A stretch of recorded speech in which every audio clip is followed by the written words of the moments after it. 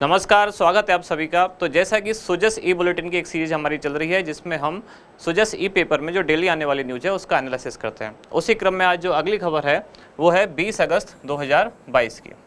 20 अगस्त को सुजस में जो न्यूज़ आई वो एक बार आप यहाँ देख पा रहे हैं, एक एक पेज करके हम आगे देखते जाएंगे।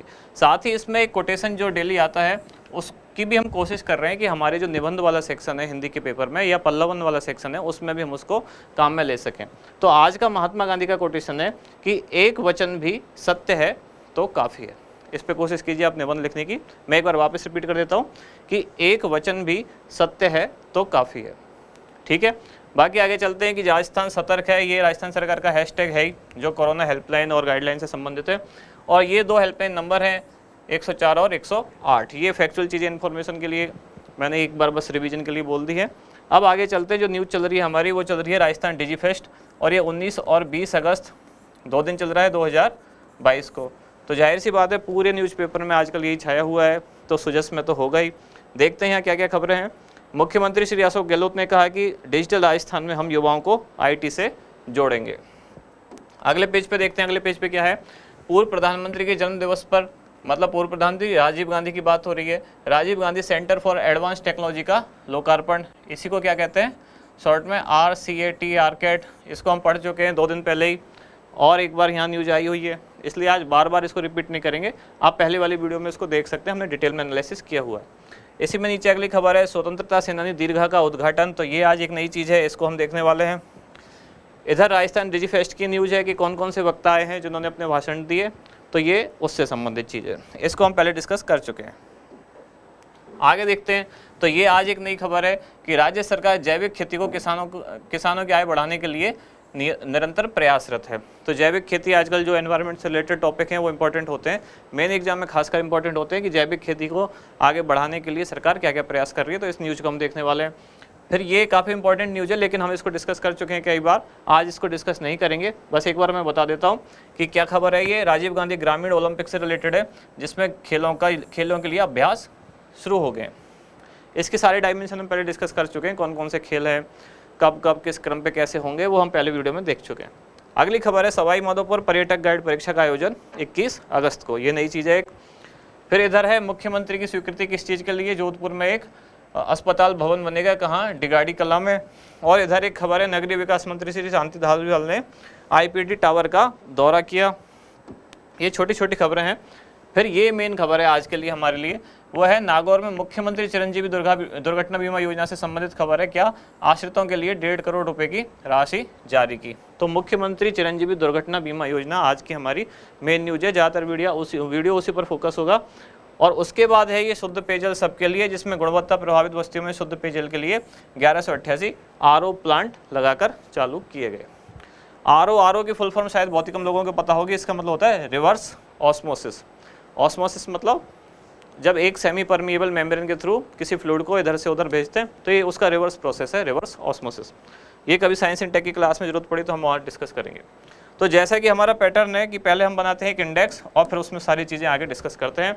तो आज की इस मैगजीन के अकॉर्डिंग, आज की न्यूज़ के अकॉर्डिंग हमारी 4 खबरें महत्वपूर्ण हैं। वो कौन कौन सी है? सबसे महत्वपूर्ण है मुख्यमंत्री चिरंजीवी दुर्घटना बीमा योजना, दूसरी है स्वतंत्रता सेनानी दीर्घा का उद्घाटन, तीसरी है पर्यटक गाइड परीक्षा का आयोजन, और चौथी है राज्य सरकार द्वारा जैविक खेती को प्रोत्साहन। तो चलिए एक एक करके सारी देखते हैं। सबसे पहले मुख्यमंत्री चिरंजीवी दुर्घटना बीमा योजना, बहुत ही इंपॉर्टेंट न्यूज़ है, बहुत इंपॉर्टेंट योजना है, सरकार की फ्लैगशिप योजना में शामिल है। अगर आप राजस्थान सरकार की कोई भी वेबसाइट खोलेंगे तो मुख्यमंत्री चिरंजीवी स्वास्थ्य बीमा योजना सबसे पहले उस पर आपको दिखेगी, और उसी की ये संलग्न योजना है मुख्यमंत्री चिरंजीवी दुर्घटना बीमा योजना। तो मतलब राज्य सरकार की बहुत बड़ी योजना है, तो बहुत इंपॉर्टेंट भी है। देखते हैं क्या क्या घोषणा इसकी कब हुई। इसकी घोषणा हुई 23 फरवरी 2022 को, जो राजस्थान सरकार का बजट भाषण था 2022-23, उस दिन इसकी घोषणा की गई और लागू की गई 1 मई 2022 से। पहला मामला, मतलब सबसे पहले इसमें किसको बीमा प्रदान किया गया, किसको क्लेम मिला, तो वो है जोधपुर में एक केस था जिसमें पानी में डूबने के कारण हुई थी मृत्यु। उसको इस योजना का, जो उस परिवार को बीमा कवर प्रदान किया गया। बीमा कवर कितना है, कितने रुपए मिलते हैं, तो 5 लाख रुपए तक, जरूरी नहीं 5 लाख ही मिले, 5 लाख तक मिल सकते हैं। प्रीमियम राशि कितनी है, मतलब इससे किस्तें कितनी ली जाती हैं, प्रीमियम कितना लिया जाता है। तो जो पात्र परिवार है, मतलब जिनको इसका लाभ मिलने वाला है, उनसे कोई भी अंशदान या कोई भी प्रीमियम राशि नहीं ली जाती। ये बात इंपॉर्टेंट है कि कोई भी प्रीमियम राशि नहीं ली जाएगी। तो फिर किससे ली जाएगी प्रीमियम, कहाँ से आएगा? ये 1000 रुपये प्रति परिवार प्रति वर्ष प्रीमियम कौन देगा? ये राज्य सरकार खुद वहन करेगी और जो पात्र परिवार हैं उनसे कोई भी राशि नहीं ली जाएगी। एक तरह से कह सकते हैं निःशुल्क राज्य सरकार की तरफ से उनके लिए निःशुल्क योजना है। अगली देखते हैं, अगली किसी भी योजना का जो है अगला पार्ट होता है कि क्या पात्रता किसके लिए है, कौन कौन इस योजना में हिस्सा ले सकते हैं। तो पात्रता है इसकी मुख्यमंत्री चिरंजीवी स्वास्थ्य बीमा योजना के तहत बीमित सभी परिवार। सरकार की सबसे बड़ी फ्लैगशिप योजना आजकल है कौन सी? मुख्यमंत्री चिरंजीवी स्वास्थ्य बीमा योजना। तो उस बीमा में जो भी परिवार शामिल है, जो भी बीमित परिवार शामिल है, वो सब अपने आप ही मुख्यमंत्री दुर्घटना बीमा योजना के पात्र हो जाते हैं। संबंधित विभाग यह है राज्य बीमा एवं प्रावधायी निधि विभाग। ये विभाग इस योजना को संचालित करेगा और सारी बीमा राशि प्रीमियम वगैरह वही देखेगा। इसमें कौन कौन से प्रकार की दुर्घटनाएं शामिल हैं? तो ये 7 दुर्घटनाएं शामिल हैं जिनसे क्वेश्चन पूछा जा सकता है। सबसे पहले कौन सी? सड़क दुर्घटना। दूसरी है ऊंचाई से गिरने के कारण। तीसरी है मकान के ढहने के कारण हुई दुर्घटना। चौथी है बिजली के झटके के कारण दुर्घटना। पाँचवीं है रासायनिक द्रव्यों के छिड़काव के कारण। छठी है डूबने के कारण। सातवीं है जलने की स्थिति में। ये जो डूबने के कारण है, ये दुर्घटना जो है इसी की वजह से या इसी केस में जोधपुर में पहले मामले में इस योजना के तहत प्रीमियम या मतलब बीमा कवर दिया गया था। कौन सी? डूबने के कारण। कहाँ? जोधपुर में।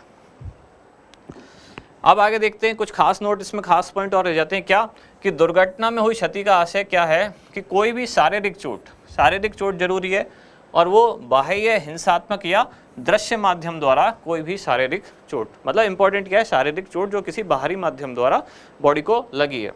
दूसरा, शारीरिक चोट जो होगी वो संदर्भित दुर्घटना से ही उत्पन्न होनी चाहिए। ऐसा नहीं कि उससे पहले से शरीर में कोई विकार है या शरीर में कोई चोट है तो वो उसमें नहीं काउंट होगी, इस बीमा में काउंट नहीं होगी। इसमें तभी होगी जब वो दुर्घटना के बाद से उत्पन्न हुई चोट है या दुर्घटना की वजह से उत्पन्न हुई चोट है। तीसरी बात, पॉलिसी के प्रभावी रहने की स्थिति में किसी भी स्थान तथा किसी भी समय घटित दुर्घटना पर योजना के लाभ देय होंगे। इसका मतलब क्या है कि अगर किसी व्यक्ति की पॉलिसी चालू है, मतलब इस बीमा के तहत वो पात्र हो चुका है और उसकी पॉलिसी चल रही है, तो किसी भी स्थान या किसी भी समय उसके साथ दुर्घटना हो ये मायने नहीं रखती। कहने का मतलब अगर राजस्थान का व्यक्ति है और दुर्घटना उसकी राजस्थान के बाहर होती है, दिल्ली में होती है, उत्तर प्रदेश में होती है या किसी और राज्य में होती है, तब भी वो इस योजना के तहत लाभ का पात्र होगा। क्योंकि अगर उसकी पॉलिसी चालू है, पॉलिसी प्रभावी है, तो चाहे किसी भी स्थान पर हो दुर्घटना, किसी भी समय हो, तो उस दुर्घटना की मतलब इस योजना के तहत जो लाभ हैं वो उसको सरकार प्रदान करेगी। अगली खबर पे आते हैं कि दुर्घटना का प्रकार क्या है और जो देय राशि है, कितना इसमें लाभ मिलता है वो क्या है।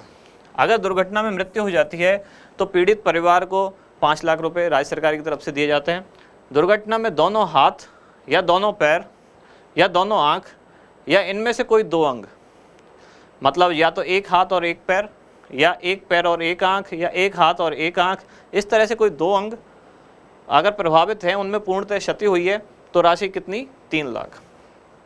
और अगर कोई एक अंग क्षतिग्रस्त हुआ है, पूर्णतः क्षति हुई है उसमें, मतलब वो अंग खत्म ही हो गया, जैसे एक आँख परमानेंटली डैमेज हो चुकी है, एक हाथ डैमेज हो चुका है या एक पैर पूरी तरह डैमेज हो चुका है, तो राशि कितनी है इसमें? 1.5 लाख रुपए। आगे चलते हैं, जो अगली न्यूज है स्वतंत्रता सेनानी दीर्घा का उद्घाटन। तो पहली बात तो स्थान, मतलब ये कहाँ पर इसका उद्घाटन हुआ है? तो इसका उद्घाटन हुआ है सूचना केंद्र जयपुर में। उद्देश्य क्या है इसका? तो जैसा कि नाम से पता चल रहा है स्वतंत्रता सेनानी, तो आज़ादी के जो हमारे महान नायक हैं, जो स्वतंत्रता सेनानी हैं, उनके त्याग, बलिदान और जीवन दर्शन से आज की पीढ़ी और आने वाली पीढ़ियों को अवगत कराना। अन्य तथ्य क्या है? इस दीर्घा में राजस्थान के विभिन्न अंचलों के स्वतंत्रता सेनानियों के जीवन से जुड़े प्रसंगों की कहानियां प्रदर्शित की हैं। और उद्घाटन इसका किसने किया, लोकार्पण किसने किया है? मुख्यमंत्री श्री अशोक गहलोत द्वारा। और ये कब की बात है? ये चूँकि कल की ही घटना है, कल के ही हम सुजस बुलेटिन डिस्कस कर रहे हैं, तो ये चीज़ भी आप लिख लें। ये है 8 अगस्त 2022। लोकार्पण किसने किया? मुख्यमंत्री ने अशोक गहलोत द्वारा किया गया। सॉरी, मैं 8 बोल रहा हूँ, यह है 20 अगस्त 2022। Slip of tongue.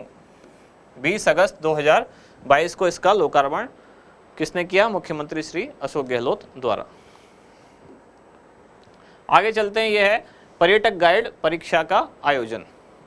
चर्चा में क्यों है? राज्य सरकार की बजट घोषणाओं में शामिल।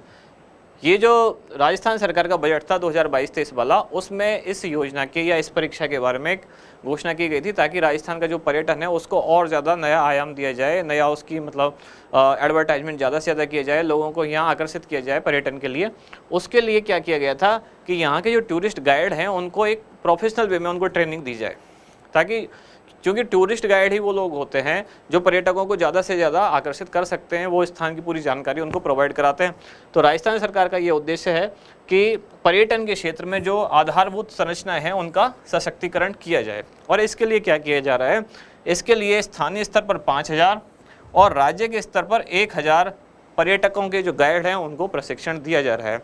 और प्रशिक्षण से पहले उनकी की जा रही है परीक्षा, और उस परीक्षा का आयोजन कब हो रहा है, 21 अगस्त को राज्य के 14 केंद्रों पर। ठीक है, अब आगे बढ़ते हैं। राज्य सरकार द्वारा जैविक खेती को प्रोत्साहन।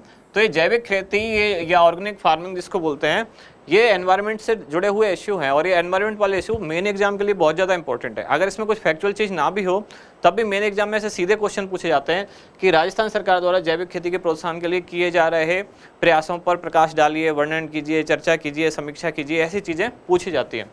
तो इसके प्रमुख बिंदु क्या क्या हैं कि राजस्थान को पूरी तरह से जैविक राज्य बनाने तथा गोपालन को बढ़ाने के लिए पशुपालकों को प्रोत्साहित किया जाएगा। पहला पॉइंट बहुत ही सिंपल से पॉइंट है, लेकिन मैंने एग्जाम में याद नहीं आते कि लिखें क्या, सारी चीज़ें कॉमन से लगती हैं, इसलिए एक बार ये पॉइंट पढ़ने जरूरी है। प्रदेश में जैविक खेती को एक अभियान के रूप में शुरू किया जाएगा। खेती में आधुनिक तकनीक के उपयोग को बढ़ावा दिया जाएगा और राज्य सरकार के जैविक खेती के फसल उत्पाद पर 20% अधिक MSP दिलाने के लिए केंद्र सरकार को एक प्रस्ताव भेजेगी। तो 4-5 पॉइंट है, अगर 2-3 नंबर में 5 नंबर में पूछा जाता है तो आप इजीली इसमें लिख सकते हैं। अगला जो छोटे छोटे पॉइंट्स बचे रह गए उनको हम यहाँ विविध में लिखते हैं, और वो कौन कौन से हैं।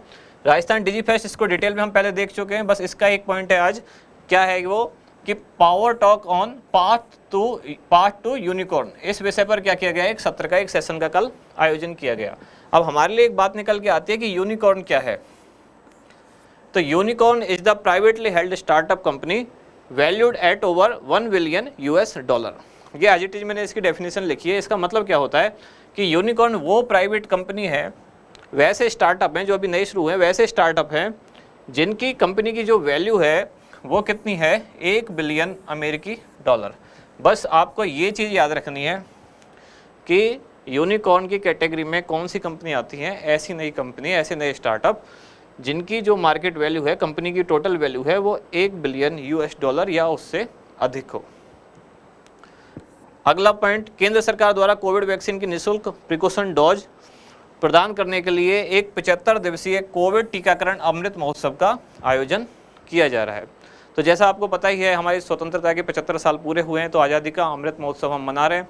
तो उसमें केंद्र सरकार के सारे प्रोग्राम लगभग 75 की उसमें काउंटिंग में चल रहे हैं। उसी में 75 दिवसीय कोविड टीकाकरण का अमृत महोत्सव चल रहा है, जिसमें एक प्रिकॉशन डोज लगाई जा रही है कोविड वैक्सीन की, और वो निःशुल्क है। इसके बाद देखते हैं कि क्वेश्चन किस तरह के पूछे जा रहे हैं और हमारे आज के इस मैटर में से कौन सी चीज़ें हैं जिन पे हमें खास फोकस करना है। तो RS 2021 में 2 तरह के ऐसे क्वेश्चन पूछे गए। एक तो राजस्थान में वृद्धावस्था पेंशन की पात्रता क्या है, दूसरा राजस्थान की समर्थ योजना के उद्देश्य क्या है। तो आज हमने जो सबसे पहली योजना पढ़ी थी वो थी दुर्घटना बीमा योजना, मुख्यमंत्री दुर्घटना बीमा योजना। तो हो सकता है उसकी पात्रता पूछी जाए, क्योंकि पहले वृद्धावस्था पेंशन योजना की पात्रताएं पूछी जा चुकी हैं, या उसमें दुर्घटना बीमा योजना में दुर्घटना के प्रकार पूछे जा सके, कौन कौन सी कैटेगरी शामिल है, ये सारी चीज़ें पूछी जा सकती हैं।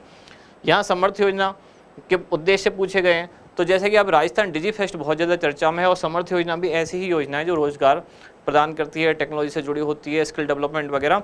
तो ऐसी योजना से जुड़े हुए क्वेश्चन इस वीडियो से भी निकल के आ सकते हैं कि राजस्थान डिजीफेस्ट के उद्देश्य या उसकी प्रमुख विशेषताएं या उसके क्या विशेषताएं या उसके उद्देश्य, ये क्या क्या है।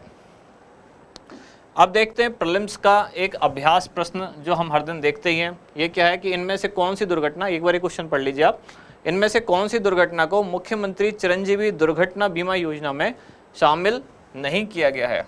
तो हमने इसकी 7 कैटेगरी पढ़ी थी, आपको याद होगा, नहीं तो आप एक बार वापस वीडियो में जाकर देख सकते हैं। और ऑप्शन आपके सामने 4 हैं। जहरीले जंतु के काटने से कारण हुई मृत्यु, ऊंचाई से गिरने पर क्षति, बिजली के झटके से क्षति और सड़क दुर्घटना में मृत्यु। तो इसका आंसर क्या होगा ये आप हमें कमेंट बॉक्स में दीजिए। हम मिलते हैं कल नेक्स्ट वीडियो के साथ। Thank you.